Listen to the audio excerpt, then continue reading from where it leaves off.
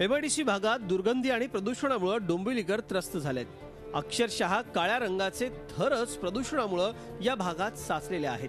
मात्र अनेक तक्रारी करूनही अधिकारी काहीच हालचाली करत नसल्याची स्थानिकांची तक्रार आहे। मी गेल्या 20 वर्षापूर्वी त्यांच्याकडे तक्रार, मला नवीन नाही त्यांच्या स्वभाव असे काय, ते आपल्यावरच उपकार करतात असे वागत असतात नेहमी, आणि ते कंपन्याच्या बाजूनीच नेहमी बोलत असतात। व्हेंटिलेशनसाठी सुद्धा खिडक्या आम्ही उघड्या ठेवून झोपू शकत नाही। दिवसभर ही धूळ बघा, आता हा सगळं असा कोळसाच आहे, म्हणजे धूळ अशी नसतेच घरात, कोळसाच। पाय पण काळे, म्हणजे सगळं काळं काळं, म्हणजे 3-4 महिन्यात तर भरपूर काळं घर असतं आमचं।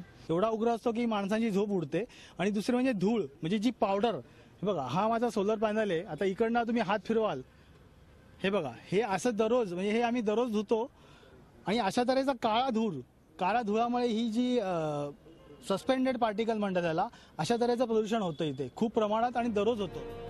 याबाबत प्रदूषण नियंत्रण मंडळाच्या अधिकाऱ्यांशी संपर्क साधला असता त्यांनी या प्रकरणी नागरिकांनाच दोषी ठरवलंय।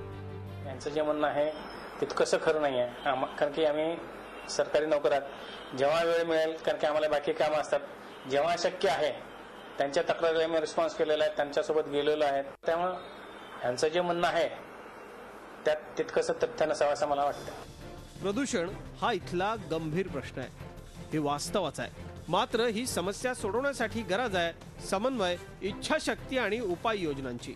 विशाल वैद्य, झी मीडिया, डोंबिवली। झी 24 तास रहा एक पाऊल पुढे।